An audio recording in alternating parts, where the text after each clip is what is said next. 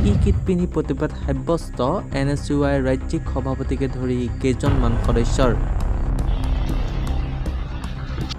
HS আৰু HSLC পৰীক্ষাৰ বিকল্প ব্যৱস্থাৰ দাবীত Nsuiৰ প্ৰতিবাদ।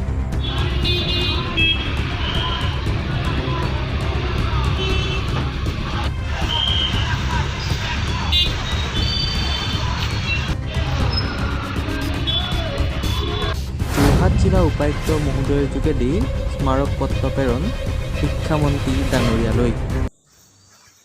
মেট্ৰিক আৰু হাই ছেকেণ্ডেৰী পৰীক্ষাক লৈ অসমৰ যি কেনেকৈ যোৱা কিছুদিনৰ আগে অসমৰ সন্মানীয় মুখ্যমন্ত্ৰী অসমৰ সন্মানীয় শিক্ষামন্ত্ৰীলৈ আমি ইতিমধ্যে স্মাৰক পত্ৰ প্ৰেৰণ কৰিছিলোঁ যে কোভিডসৃষ্ট পৰিৱেশৰ মাজত কোনো কালি যাতে পৰীক্ষাসমূহ অনুষ্ঠিত নকৰে তাৰ বাবে তেওঁলোকলৈ বিনম্ৰতাৰে অনুৰোধ জনাইছোঁ। আৰু আজিও সেই ক্ষেত্ৰত আমি অটল আছোঁ। আৰু আজি আমি অসম চৰকাৰলৈ পুনৰবাৰ আজি যোৰহাট জিলা উপায়ুক্ত কাৰ্যালয়ৰ সন্মুখত আমি প্ৰতিবাদী কাৰ্যসূচী গ্ৰহণ কৰিছিলোঁ সম্পূৰ্ণ কোভিড প্ৰট'কল মানি সম্পূৰ্ণ নীতি নিৰ্দেশনাসমূহ পালন কৰি।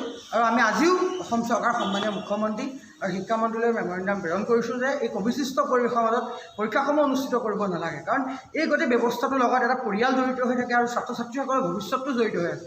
গতিকে তেওঁলোকে বিকল্প পন্থা অৱলম্বন কৰি ছাত্ৰ ছাত্ৰীসকলক উত্তীৰ্ণ কৰাৰ ব্যৱস্থা কৰক, তাৰ পৰিৱৰ্তে তেওঁলোকে পৰীক্ষা কেন্দ্ৰলৈ আজিলৈকে পঠিওৱাৰ কোনো পৰিৱেশ আজি আমাৰ অনুভৱ যে নাই।